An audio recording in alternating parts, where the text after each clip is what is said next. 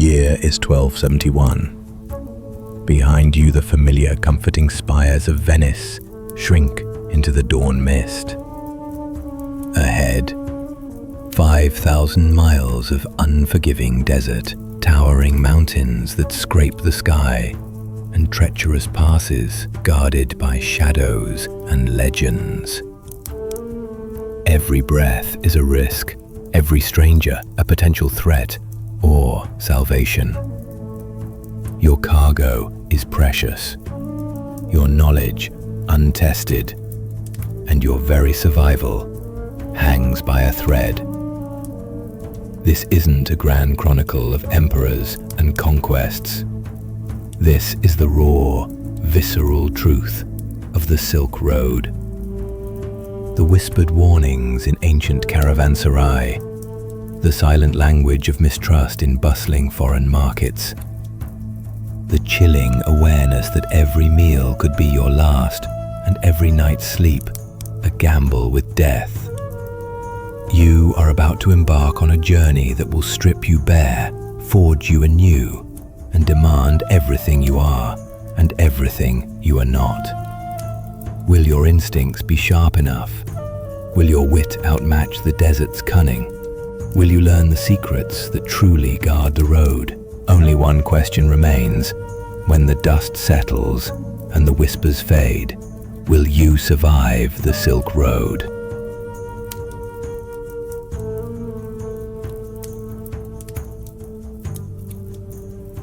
The last night in Venice. The candle gutters in your Venetian home, casting long shadows across the packing lists. This isn't some grand adventure, just a merchant counting bolts of cloth one last time. Marco Polo's last night in Venice smelled of wax and anxiety, not romance. Every item in that room had to justify its place. On a journey that might take decades, you'd pack woolen cloaks first. The mountain passes don't care about Venetian fashion. Then the wax-sealed letters of introduction. Without them, you're just another stranger with suspicious goods. The bronze scale fits in your palm, its counterweights wrapped in felt. It'll measure silk in China and spices in Persia, but tonight it just looks like a child's toy next to the real work. Choosing which memories to abandon. £200 per camel, that's the rule. Venetian merchants knew the math by heart. A bolt of Flemish wool trades for 3 silver ingots in Tabriz. A pound of pepper buys a night in a caravanserai. But what's the exchange rate for your sister's wedding ring? Or your father's dagger? Some things don't fit in the ledger. The inventory lists practicalities. Spare saddle straps, a whetstone, 12 needles threaded with silk. Nothing sentimental. But look closer. That extra roll of parchment for sketching strange alphabets.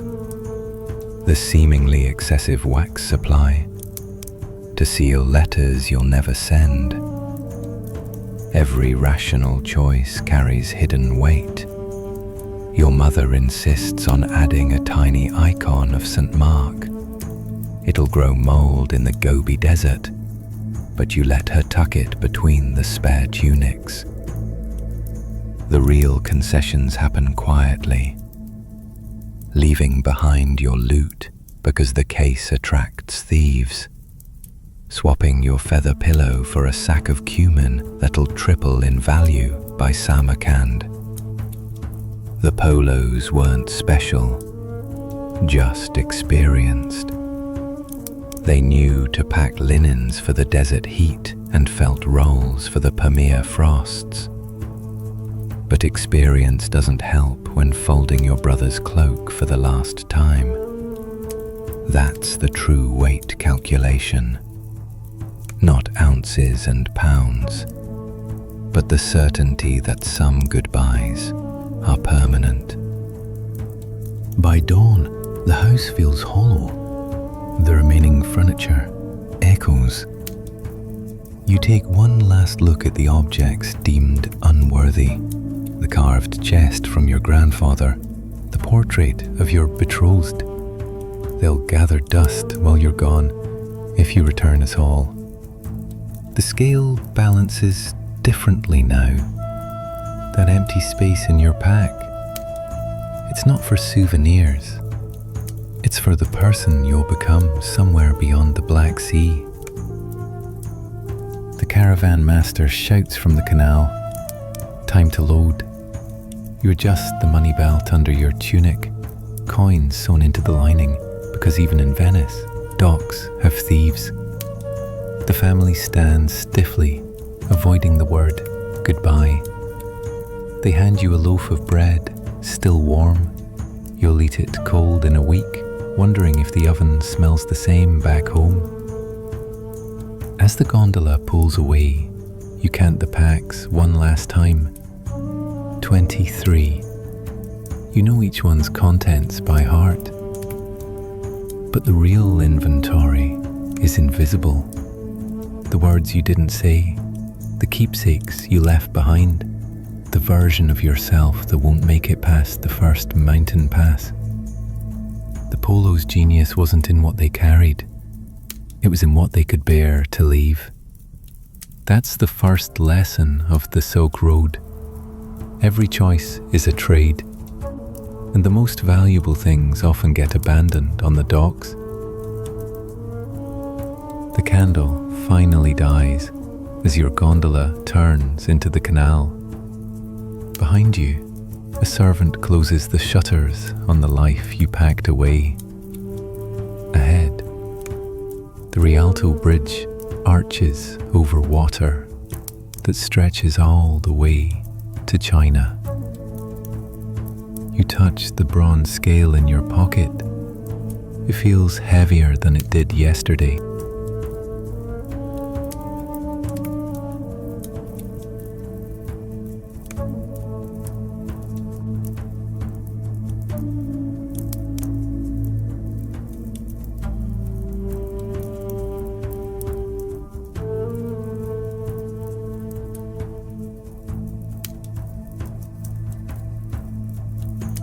The silent language of markets. The marketplace in Tabriz smells of cumin and distrust. You don't need to speak Persian to feel it. The way the spice merchant's fingers tap his scales, how the silk trader keeps his left hand hidden under his robe. Commerce here runs on silent signals. Your silver matters less than your ability to read them. A nod means nothing. Watch the eyes. In Samarkand, a quick glance at your goods, followed by a hand on the heart, means genuine interest. Here in Tabriz, it's a distraction tactic, while the buyer's assistant palms your best silk samples. You learned that the hard way, 2 caravans back. Now you keep your samples tied to your belt with iron rings. The earlobe tells all. Touch yours in Tabriz, and the price jumps 20%.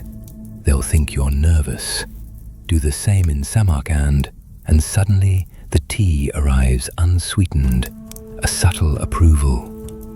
Marco Polo wrote about this, how he lost 3 bolts of Venetian velvet before figuring out the difference.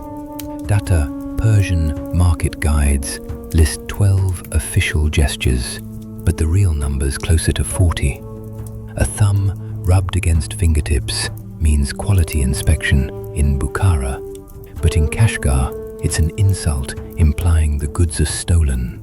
The Armenian wool traders taught you that one after you nearly got stabbed for using it wrong. Or your current problem, the Turfan merchant examining your indigo dye. He keeps sniffing the cloth, which could mean either admiration or a prelude to complaining about moisture damage. You watch his feet instead, pivoted toward you, serious buyer. Pointed at the door, he's about to name an insultingly low price. Dutter stopper. The money belt under your robe holds 17 currencies, but none matter if you miss the moment the tea boy accidentally brushes the merchant's shoulder. That's the signal the real negotiation's starting. You catch it this time. Last trip, you lost a third of your profit, thinking the boy was just clumsy. Silk Road bargaining happens in layers. First, the goods inspection, where they'll fold fabric a certain way to hide flaws or tap ceramics to hear if they're cracked. Then the price dance. Never say numbers aloud until the third round of tea. Watch how they pour it. A high stream means they're confident. A careful tilt suggests they're bluffing. Moor and War, Tylance, and Kari and Company. You're getting better at this. Yesterday, you spotted the Kashmiri saffron dealer's tell. He rubs his nose when lying about harvest dates. The Khotan jade sellers are harder. They train from childhood to keep still, but even they blink when you mention competitors' prices. Payment. In Merv, handing over coins palm up shows trust. Do that in Herat and they'll assume you're shortchanging them. You developed your own system, coins stacked in alternating denominations, a code showing you're fair but not naive. The Nestorian Christian traders taught you that after you overpaid for lapis lazuli. Marco Polo's advantage wasn't his goods or languages. It was how he noticed the Bukharan traders' habit of adjusting their turbans before naming final prices, or the way Mongol officials would suddenly examine their sleeve cuffs when lying about toll fees. These weren't secrets, just patterns no one bothered to document. Not a piece. The indigo merchant finally names a price. You counter by pouring his tea left-handed, the Turfan's signal for respectful disagreement. He strokes his beard twice. Acceptance. The deal's done without either of you saying a number aloud. Not a piece. As you roll the fabric, you notice the Armenian wool trader watching from 2 stalls over. He gives the slightest head tilt toward the indigo merchant's assistant. Later, you'll find that assistant trying to swap your sealed indigo for a cheaper batch. The warning cost you nothing but attention. Not a piece.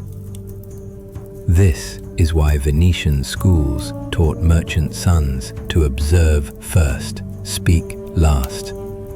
Back home, they'd practice by watching fishmongers' hands at Rialto Market. Here, the stakes are higher.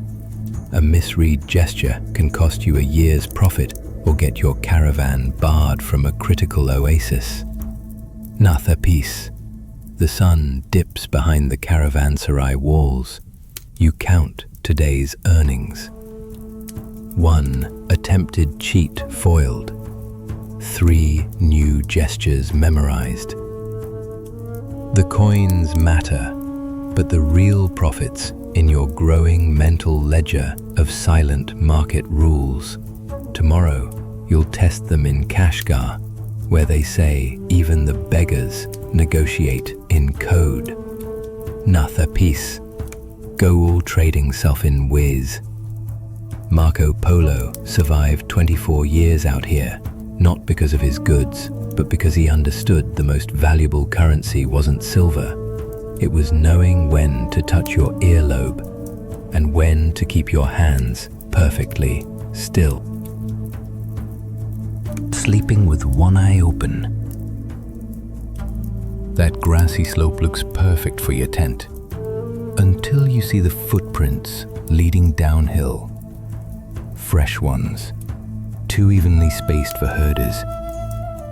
You pitch camp anyway, but 10 yards further up, where anyone approaching must cross gravel that crunches underfoot. Silk Road merchants didn't sleep, they strategized horizontally. Your bedroll isn't just for comfort. The wool padding muffles sound when you roll over, quiet enough to hear a knife-slicing tent canvas. You keep your boots on, laces knotted tight. Stripping down wastes precious seconds when bandits come. And they always come at the worst moment. Like when you're rinsing your face or relieving yourself. Marco Polo wrote about a trader who lost his entire cargo because he paused to remove his shoes. The dagger goes under the pillow, not beside it.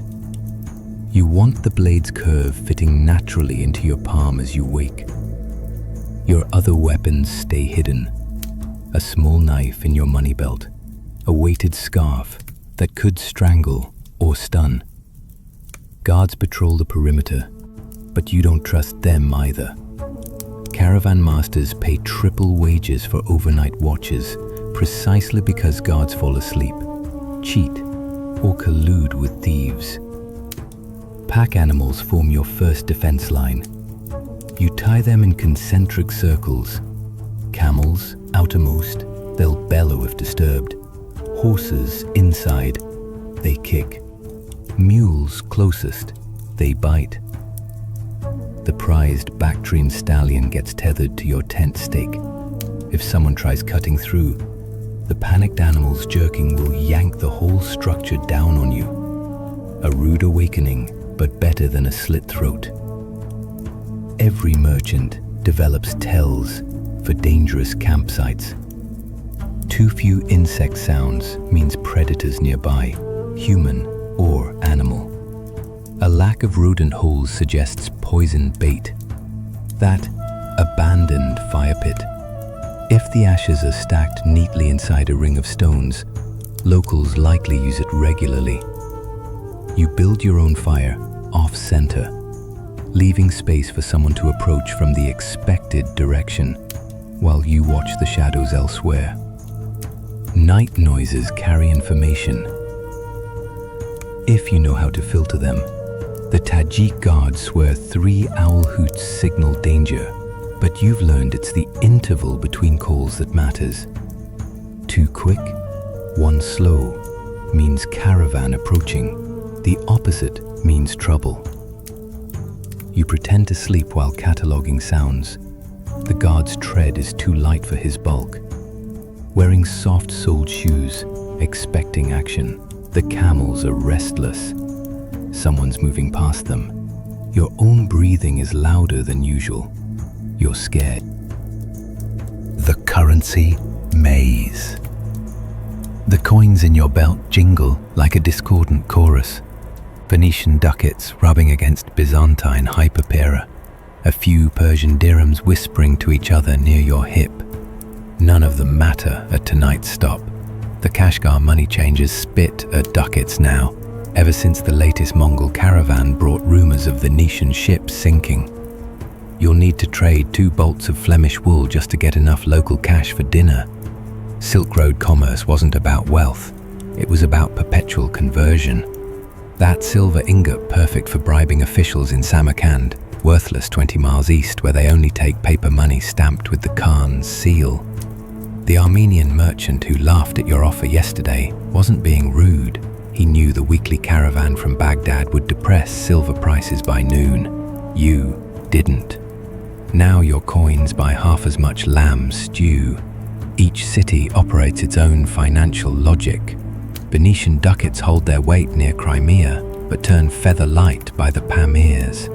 Mongol Yanqian works backwards, strongest near imperial outposts, weak as water where local warlords hoard silver. You develop tricks, folding the corners of paper currency to show you've checked for counterfeits, never accepting coins with fresh mint marks. They're often debased, always keeping 3 small denominations for bribes when larger coins would attract too much attention. The real calculation happens before markets open. You watch which caravans arrived overnight, Persian ones mean dirhams will drop by sunset. That cluster of Tibetan traders drinking kumis, their wool sales tomorrow will inflate local prices. Marco Polo wrote about losing half his capital in a week because he didn't notice Genoese ships had changed their routes, flooding Trebizond with Italian coins nobody wanted. Smart merchants hedge like medieval financiers. That indigo dye in your packs isn't just cargo, it's a savings account. In Bukhara, £1 trades for 3 silver tangas. Cross the Amu Darya and the same bundle buys 5. The real profit comes from knowing when to hold it longer. The Nestorian Christian at the caravanserai whispered that Kashgar's dyers are desperate since the Yellow River floods ruined this year's crops. Your indigo just became a currency stronger than any coin. Exchange tables lie. The cheerful clerk in Samarkand who promised 10 dirhams per ducat didn't mention the Khan's tax collectors take 20% off the top. You learn to subtract the hidden costs, the money changers cut, the overnight storage fees, the way officials suddenly require gifts when counting large sums. That chest of silver promising safety back in Venice. After 6 exchanges, it's dwindled to the weight of a child's fist. Paper money poses different risks.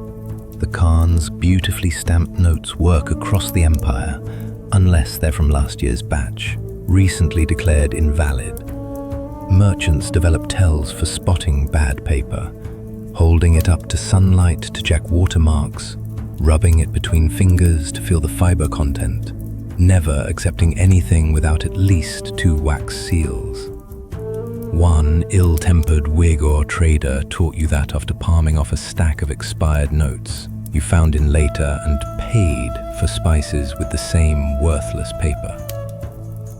The currency maze forces uncomfortable choices. That Armenian silver vase you bought as a gift? It's now emergency capital after losing a pack mule to thieves. You'll melt it down next town over where silver's scarce. The tiny gospel book sewn into your saddlebag? Its jeweled cover could buy 3 camels in a pinch. Every object pulls double duty as both possession and potential tender. Seasoned travelers measure wealth differently. The Tajik caravan master doesn't bother with coins. His bank consists of 8 carefully selected emeralds uniform in size, easily hidden, universally valued, impossible to debase. You're learning. That surplus cumin seeming like overpacking back in Venice? It's now your strongest currency, trading at 5 times the price in Kashgar, where dysentery runs rampant. Marco Polo's real financial education came not from counting coins, but from watching how the Mongols themselves traveled light, carrying just enough silver for immediate needs, investing the rest in portable goods with known demand curves. A bolt of silk might depreciate, but everyone always needs salt. Tonight's ledger tells the truth. You started the week with 17 coin types. Now you're down to 6, plus 4 bolts of wool converted to indigo, 2 bags of cumin transformed into credit with a Persian apothecary, and that problematic silver vase awaiting liquidation. The math looks grim until you calculate the indigo's potential in Kashgar. Coins deceive, goods endure. By midnight, 3 merchants approach offering deals. The Armenian wants ducats you no longer carry. The Mongol offers paper money you distrust. The Persian proposes barter, your remaining indigo for lapis lazuli that'll double in value west of here.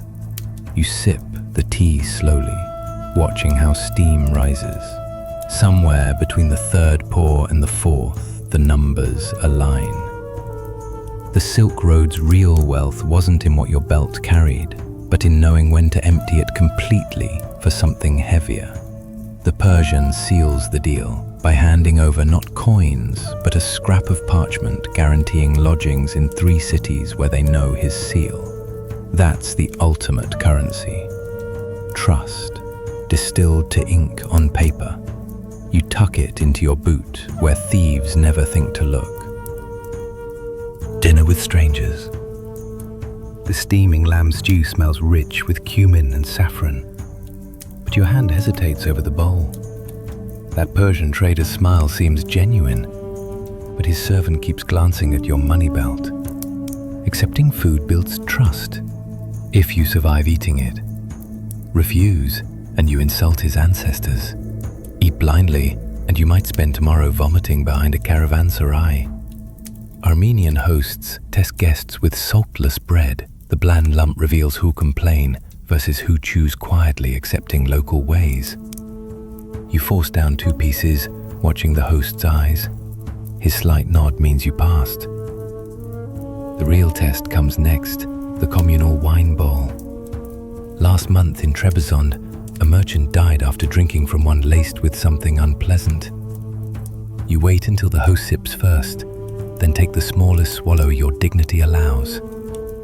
Persian dining etiquette is a minefield. Leaving crumbs insults the host's generosity, but finishing everything suggests they didn't feed you enough. You mimic the trader beside you. 3 bites left, arranged neatly. His wife nods approval. The real danger isn't offense, though.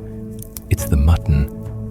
That grey tinge near the bone says it sat too long in the sun. You push it around your plate until the servant clears it away.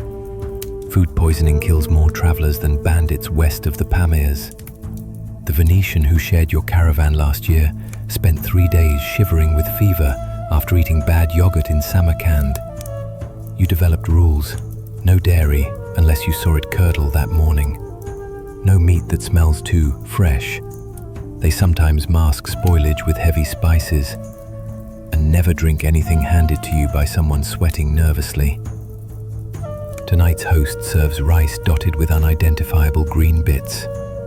Could be herbs, could be something less pleasant. You watch how he serves himself, skipping the greens entirely, a message or a warning. The Tajik trader across from you eats everything, but you notice him discreetly spitting into his sleeve. When no one's looking, you dump half your portion into the lapdog circling the table. If it's alive tomorrow, the food's probably safe. Bread tells everything. In Constantinople, they test merchants with stale loaves. If you accept without complaint, they'll deal fairly.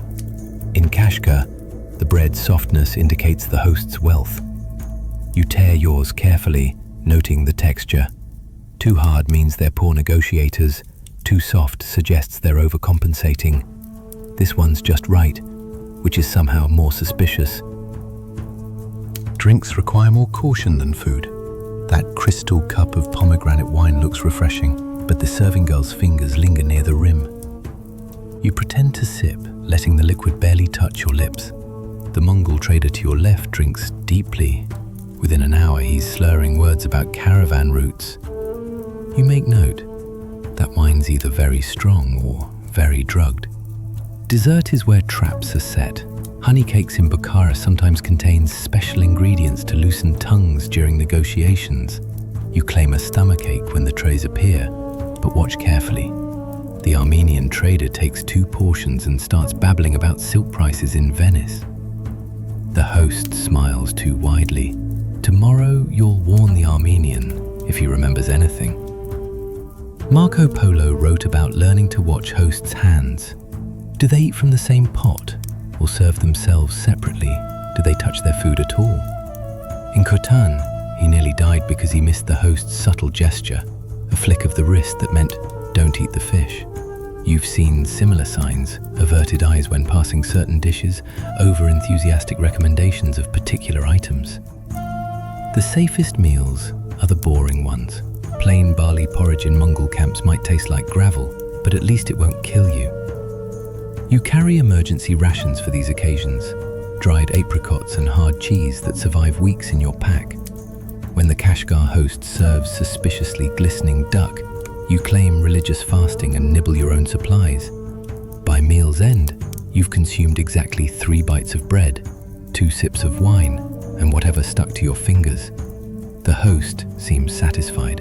His servant escorts you out, but not before you see the Tajik trader being helped to a back room, his purse noticeably lighter. Outside, you spit the last wine into the gutter. Tomorrow's negotiations will proceed with clear-headed caution. The Polos survived by treating every meal as both opportunity and threat. That steaming bowl wasn't just food. It was intelligence gathering, trust building, and risk assessment all in one. Marco's journals mention 12 occasions where refusing the wrong dish saved his life, and 3 where accepting the right one opened doors to empires. Tonight's lesson? Real hospitality isn't about what's served, it's about who watches whom while eating. You fall asleep, hungry but safe, dreaming of Venetian bread you can trust. The dog you fed earlier whines outside your door, still alive. You toss it another scrap. Tomorrow's breakfast might be edible after all. The weight of words. The comment about Venice's new harbour taxes seemed harmless enough, until you notice the scribe in the corner, writing fast. His ink-stained fingers move in time with your words. Mongol bureaucracy never sleeps. That casual complaint about your homeland's politics just became official record somewhere in Karakoram. Silk Road conversations weren't small talk. Every syllable mattered. Say too little and you're suspicious. Too much and you've endangered your city. The Polos perfected the art of answering questions without giving facts. When asked about Venetian naval strength, Marco would shrug and mention many ships and skilled sailors, vague enough to mean anything. His father Niccolo went further, joking that Venetian sailors were too busy drinking wine to fight wars. The laugh diffused tension while revealing nothing. You learned to do the same. The Bukharan trader probing about Florentine banking. You steer the talk to interest rates rather than names. The Mongol official asking if Christians support the Khan.